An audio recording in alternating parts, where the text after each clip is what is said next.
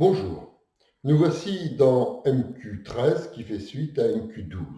Nous allons toujours, après la continuité de la fonction d'onde et éventuellement de sa dérivée première, nous intéresser à ce qui arrive au vecteur courant de densité de probabilité, ce fameux vecteur JP que nous avons vu et que l'on définit à l'aide, je dirais, de la fonction d'onde et de son écriture en état stationnaire.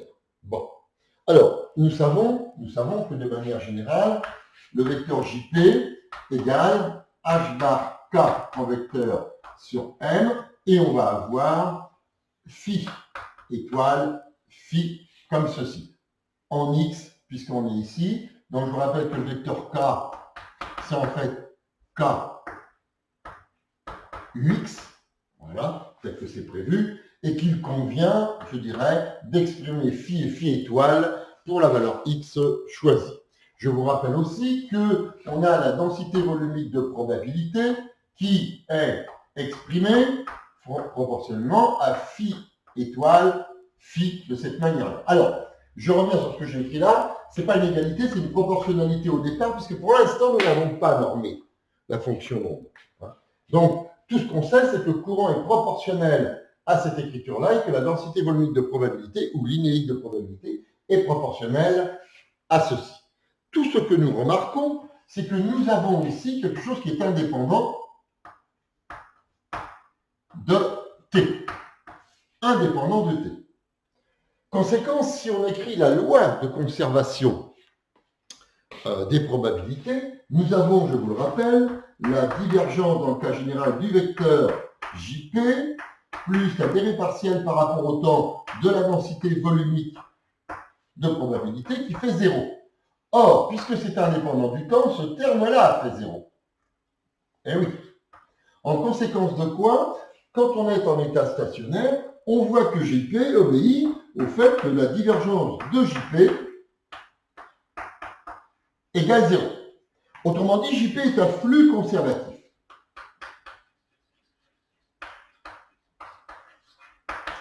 JP est un flux conservatif, comme on a pu le voir pour d'autres grandeurs physiques, je dirais dans des chapitres précédents. Rappelez-vous, pour les flux incompressibles, c'est la vitesse, le vecteur champ de vitesse qui est à divergence nulle. Pour ce qui concerne le champ magnétique, c'est lui-même divergence B qui vaut 0 d'après les équations de Maxwell, et ainsi de suite. Donc là, nous avons un fameux vecteur, le vecteur densité volumique de probabilité, JP, qui est à divergence nulle, c'est-à-dire qui est un flux conservatif. Alors cela veut dire quoi pour notre problème?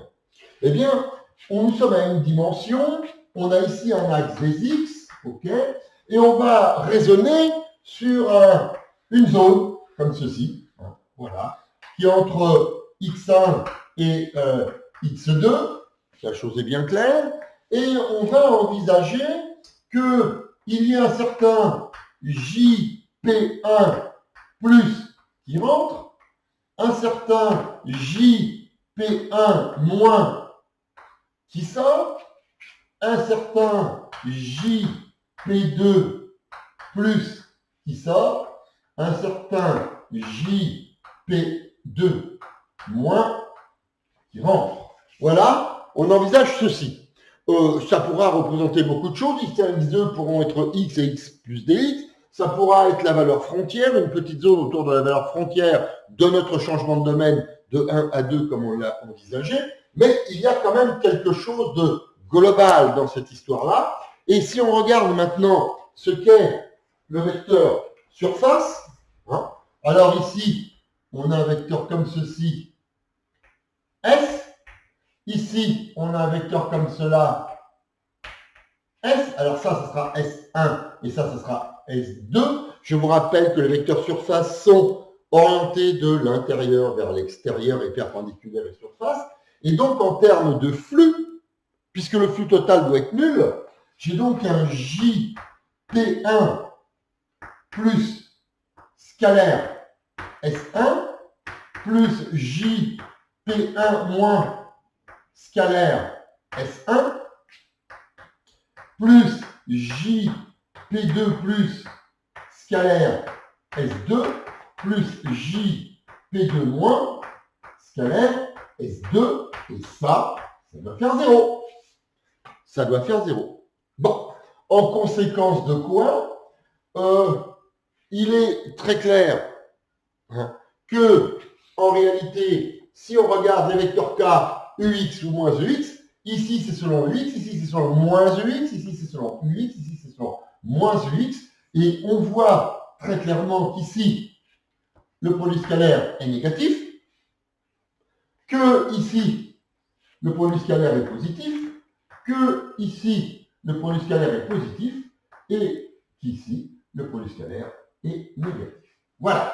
Et donc, en rapport avec cela, si on ne regarde maintenant que les éléments, je dirais, des modules de JP, on voit qu'on a moins JP1 plus JP1 moins, plus JP2 plus, moins JP2 moins, qui valent en fait 0, puisque c'est la même surface. Hein, et on a donc quelque chose d'assez clair.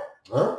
On voit en mettant les choses ensemble, hein, qu'on va avoir un JP2 plus moins JP2 moins. Autrement dit, ceci, c'est ce qui se passe du côté 2, égale JP1 plus moins JP1 moins. Voilà. Alors, on peut interpréter tout ça absolument dans tous les sens. Hein. On voit que le JP algébrique total pris, hein, je dirais, du côté 2, doit être égal au JP algébrique total pris du côté 1. Voilà. Ça veut dire que le courant de probabilité qui vient de 1 qui pénètre dans 2 se retrouve dans 2 et qu'il n'y a aucune variation de ce qui se passe à l'intérieur de la boîte puisque nous sommes en régime stationnaire. C'est-à-dire que tout ce qui rentre est égal à ce qui sort. Voilà. Donc on peut écrire ceci comme cela, hein, et on pourra, je dirais, de manière générale, hein, en précisant ce qu'est le vecteur K à chaque fois, s'il est selon UX moins UX et ainsi de suite, eh bien on pourra avoir, je dirais, quelque chose qui traduit la conservation des probabilités. Voilà. Voilà, ceci finit MQ13, hein, et rendez-vous dans MQ14.